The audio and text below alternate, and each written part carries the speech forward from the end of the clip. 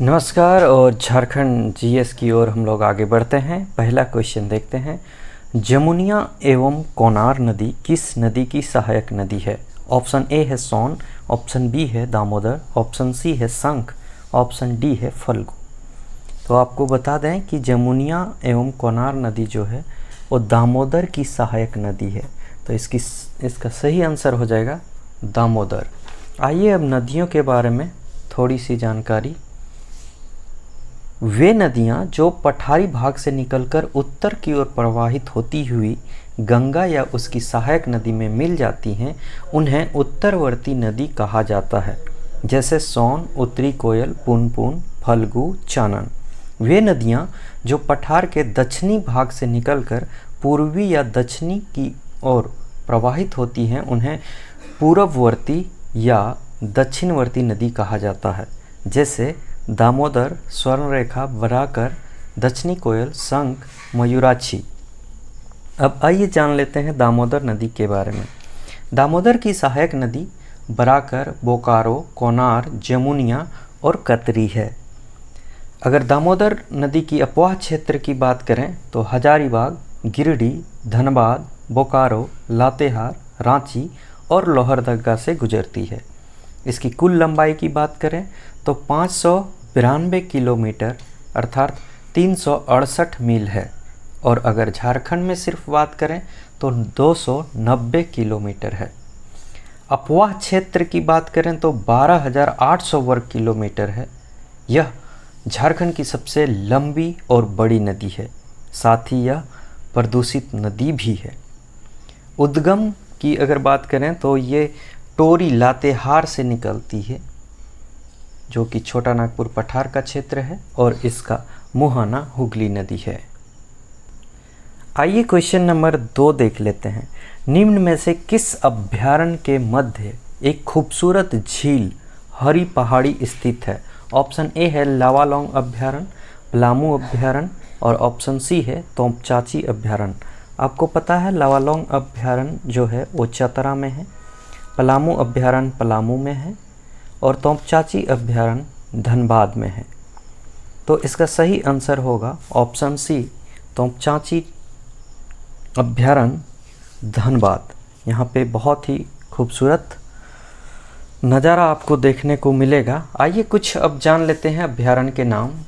हजारीबाग अभ्यारण्य हजारीबाग में है, महुआटांड़ भेड़िया अभ्यारण्य लातेहार में है, दालमा अभ्यारण्य पूर्वी सिंहभूम में है, गौतम बुद्ध अभ्यारण्य कोडरमा में है, तोंपचाची अभ्यारण्य धनबाद, लावालौंग चतरा, पारसनाथ अभ्यारण्य गिरिडीह में है, कोडरमा अभ्यारण्य कोडरमा, और पालकोट अभ्यारण्य गुमला में है। उधवा झील पश्चिम बिहार भी साहेबगंज में है। नेक्स्ट क्वेश्चन देख लेते हैं। क्वेश्चन नंबर 3 है। छऊ नृत्य के क्षेत्र में उल्लेखनीय कार्य के लिए संगीत नाटक अकादमी पुरस्कार 2018 से किसे सम्मानित किया गया? पहला है गोपाल प्रसाद दुबे, दूसरा है प्रभात कुमार, तीसरा है विकास कुमार मुंडा, और चौथा है नन ऑफ दीज। तो इसका सही आंसर हो जाएगा गोपाल प्रसाद दुबे को छऊ नृत्य के क्षेत्र में उल्लेखनीय कार्य के लिए संगीत नाटक अकादमी पुरस्कार 2018 से नवाजा गया है। आइए जान लेते हैं छऊ नृत्य के बारे में। छऊ नृत्य का आगमन सरायकेला झारखंड में हुआ। सरायकेला छऊ जो कि झारखंड में है, पुरुलिया छऊ जो कि पश्चिम बंगाल में है, और मयूरभंज जो कि उड़ीसा में है। ये 3 शैलियों में छऊ को विभाजित किया जा सकता है। इन तीनों शैलियों में सबसे मुख्य अंतर मुखेटे का इस्तेमाल करना है। इनमें से सरायकेला और पुरुलिया छऊ नृत्य में मुखौटे का इस्तेमाल होता है, लेकिन मयूरभंज छऊ में मुखौटे का इस्तेमाल नहीं होता है। यह पुरुष प्रधान नृत्य है। 1938 में सुधेंद्रु नारायण सिंह द्वारा विदेश में इसका प्रदर्शन किया गया। इसमें प्रशिक्षक या गुरु की उपस्थिति अनिवार्य है। इसमें मुखेटे पहनकर पात्र पौराणिक व ऐतिहासिक कथाओं का मंचन करते हैं। इस नृत्य में प्रयुक्त हथियार वीर रस के साथ प्रदर्शित होता है, साथ ही काली भंग श्रृंगार रस को प्रतिबिंबित करते हैं। केदारनाथ साहू गोपाल प्रसाद दुबे का संबंध छऊ नृत्य से है। छऊ नृत्य मूल रूप से मुंडा, भूमिज, कुड़मी, महतो, डोम। आइए अब नेक्स्ट क्वेश्चन देख लेते हैं। स्वतंत्रता सेनानी पोटो सरदार थे, कौन थे? उरांव थे, गोंड थे, या मुंडा थे, या नागवंशी थे? तो इसका सही आंसर होगा मुंडा। अब आइए जान लेते हैं पोटो सरदार के बारे में। पोटो सरदार का जन्म पश्चिमी सिंहभूम के जगन्नाथपुर के राजबासा गांव में हुआ था। आइए जान लेते हैं अब इस विद्रोह का कारण क्या था। 1820-21 एवं 1831-32 के कोल विद्रोह के बाद भी अंग्रेजी दमन का चक्र चलता रहा। इस विद्रोह के परिणाम स्वरूप 1834 में दक्षिण पश्चिम सीमांत एजेंसी की स्थापना कर कैप्टन थॉमस विल्किंसन को एजेंट नियुक्त कर दिया गया। इस वजह से कोल्हान के 22 पीढ़ के हो समाज नाराज थे। हो हमेशा से स्वतंत्र रहे थे, उसे अपने कोल्हान को दक्षिण पश्चिमी सीमांत एजेंसी में मिलाना पसंद नहीं कर रहे थे। वे अपनी शासन व्यवस्था मुंडा मान की शासन व्यवस्था चाहते थे। अब इसका निष्कर्ष क्या निकलता है कि 1837 में सिंहभूम को साउथ वेस्ट फ्रंटियर एजेंसी से अलग कर दिया गया। हो लोगों का विशेष ध्यान रखते हुए विल्किंसन रूल लागू किया गया और मुंडा मान की शासन व्यवस्था को मान्यता प्राप्त हुई। आपको बता दें कि राजबासा गांव को शहीद ग्राम योजना में भी शामिल किया गया है। विद्रोह के दौरान तीर को प्रतीक चिन्ह बनाया गया और 4 मई 2020 को पोटो हो खेल विकास योजना का भी प्रारंभ किया गया। नेक्स्ट क्वेश्चन देख लेते हैं, क्वेश्चन नंबर 5। ऊर्जा गंगा जगदीशपुर हल्दिया गैस पाइपलाइन झारखंड के किस जिले से नहीं गुजरेगी? तो आपको बताना है जगदीशपुर हल्दिया गैस पाइपलाइन जो है, जगदीशपुर आपका यूपी में पड़ता है और हल्दिया आपका वेस्ट बंगाल में पड़ता है, जो कि झारखंड से होते हुए ये 3 स्टेट को हम लोग इसमें शामिल करते हैं। अब आइए देख लेते हैं कि झारखंड में ये कहाँ कहाँ से गुजरा है और कहाँ से नहीं गुजरा है। तो धनबाद से ये पाइपलाइन गुजरी है, बोकारो से भी, और पूर्वी सिंहभूम से गुजरी है, पश्चिमी सिंहभूम से ये नहीं गुजरी है। तो इसका सही आंसर हो जाएगा पश्चिमी सिंहभूम। आइए अब थोड़ा विस्तार रूप में जानने की कोशिश करते हैं। ऊर्जा गंगा जगदीशपुर हल्दिया गैस पाइपलाइन झारखंड राज्य के बोकारो, हजारीबाग, धनबाद, गिरिडीह, रामगढ़, रांची, गुमला, सिमडेगा, सरायकेला खरसावां, पूर्वी सिंहभूम से गुजरेगी। इसका मतलब पश्चिमी सिंहभूम से ये नहीं गुजरेगी। आइए देख लेते हैं क्वेश्चन नंबर 6।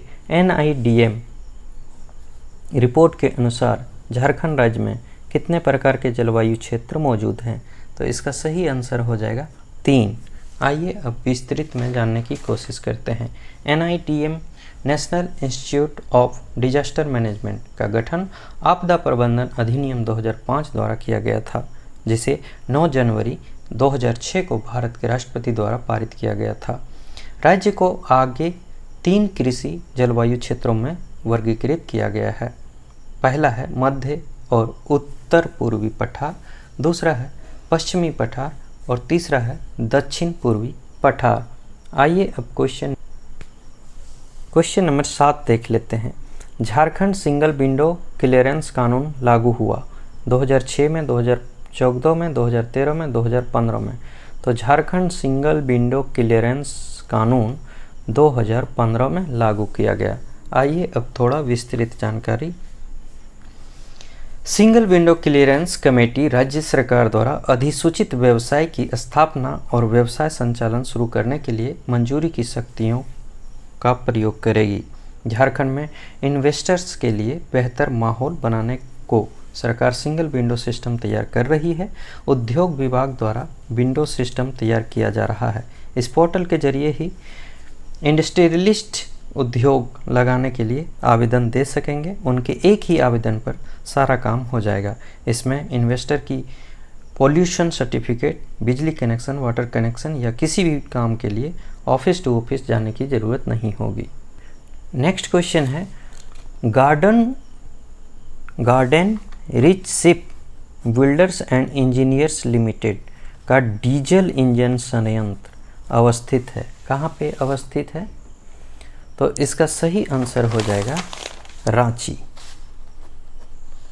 ठीक है, नेक्स्ट क्वेश्चन की ओर बढ़ते हैं। नेक्स्ट क्वेश्चन देख लेते हैं। नागवंशी राज में राजस्व प्रशासन की देखरेख कौन करता था? तो नागवंशी राज में राजस्व प्रशासन की देखरेख दीवान भी करते थे, पटवारी और वकील, ये सभी इसके आंसर हो जाएंगे। तो ऑप्शन डी इसका सही आंसर हो जाएगा। क्वेश्चन नंबर 10 है मुंडा और मानकी पद कैसा होता था। तो मुंडा और मानकी पद कैसा होता था, वंशानुगत होता था। अब थोड़ी सी जानकारी हम लोग नागवंशी शासन व्यवस्था के बारे में जान लेते हैं। नागवंशी शासन व्यवस्था का प्रारंभ प्रथम शताब्दी में हुआ तथा राजा फणिमुकुट राय इस शासन व्यवस्था के प्रथम शासक थे। यह शासन व्यवस्था मुंडा राज के बाद स्थापित किया गया। फणिमुकुट राय ने सुतियांबे को अपनी राजधानी के रूप में स्थापित किया। नागवंशी शासकों ने मुंडा शासन व्यवस्था में अनुकूल परिवर्तन करते हुए इसे अधिक विस्तारित करने का प्रयास किया। इसने शासनकाल में पूर्व की भू व्यवस्था, कर व्यवस्था तथा शासन व्यवस्था का संचालन होता रहा। लंबे समय अंतराल के पश्चात मुगलों के आक्रमण के कारण नागवंशी शासन व्यवस्था में परिवर्तन परिलक्षित होता है। इस परिवर्तन के परिणाम स्वरूप मुगल सेना द्वारा नागवंशी राजाओं से नजराना एक प्रकार का कर लिया जाने लगा, जो बाद में एक नियमित व्यवस्था के रूप में स्थापित हो गई तथा इसे मालगुजारी के नाम से जाने लगा। इस शासन व्यवस्था में आम रैयतों से कर वसूली नहीं की जाती थी। परिणामतः संपूर्ण राज्य के कर का भार नागवंशी शासन पर पड़ने लगा। इस भार को कम करने हेतु नागवंशी राजाओं ने आम जनता से कर अर्थात मालगुजारी वसूलना प्रारंभ किया तथा इसे वसूलने की जिम्मेदारी पहाड़ा के प्रमुख मानकी को दिया गया। इस मानकियों को नागवंशी शासक में भूइंहर कहा जाने लगा।